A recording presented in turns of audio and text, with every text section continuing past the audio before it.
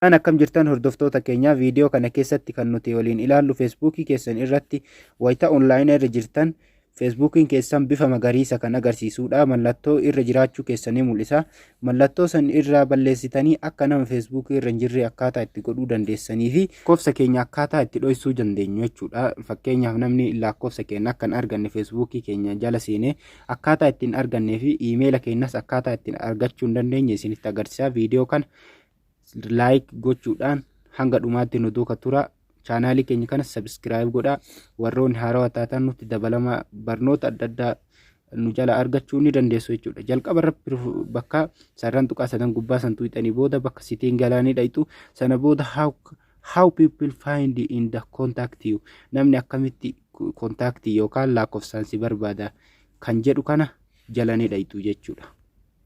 Eegasii booda kana keessa how can look you up using the phone number you provided, namoonni akkamitti yeroo kamitti akkamitti si argachuu danda'u lakkoofsa keetiin jechuudha. Facebook irratti akkamitti si argachuu akka danda'uuf kun jira jechuudha. Everyone irra waan jiruuf yoo lakkoofsi keessan mul'ate everyone irra jira jechuudha. Lakkoofsi keessan namatti mul'achuu danda'a. Everyone irra yoo ta'e lakkoofsa keessan namni salphumatti argachuu danda'a waan ta'eef bakka only me jedhu kana irratti tuqxanii ufii qofa keessanii fayyadamtu jechuudha. Yookaan ammoo ufii keessan qofa lakkoofsa keessan qofa isintu arga, namni biraa arguu hin danda'u jechuudha. Inni biraa ammoo iimeelaan jechuudha.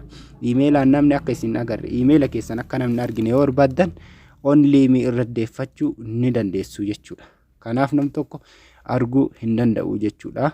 Haala kanaan jijjiirachuu dandeessu jechuudha. Sitingii kana lakkoofsaanis iimeelaanis nam tokko isin barbaaduu hin danda'u. Inni biraati wayita Facebook irra jirtan jechuudha. Online irra jirtan bifa magariisa argisiisaa jechuudha. Facebookiin keessan irra jiraachuu keessan agarsiisaa jechuudha. Haala kamiin akkaataa itti ofirraa balleessuu dandeenyu jechuudha. Wayita irra jirru akkamitti irraa ofaynee akka nama irra hin jirreetti gochuu akka dandeenyu isinitti agarsiisa. Mee fakkeenyaaf Facebook kana bifa magariisa kana argisiisaa amman online irra jira jechuudha. Facebook irra jechuudha. Sitingii jalanii dhayxu jechuudha. Ofirraa balleessuudhaaf bakka sitingii jedhu gubbaa kanarra ni jira. Kunoo bakka kana ni dhuftu jechuudha. Sitingii jala ni seentu.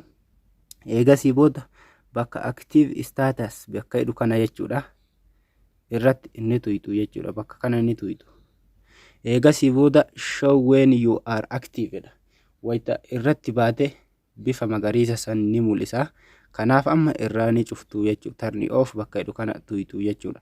Haala kanaan amma irraa cufatee jira jechuudha. Facebookiin keessan bifni magariisni irra jiraachuu keessanii hin jiru jechuudha. Akkanumaan namni irra jiraachuu keessan hin beeku. Haala kanaan fayyadamuu ni dandeessu.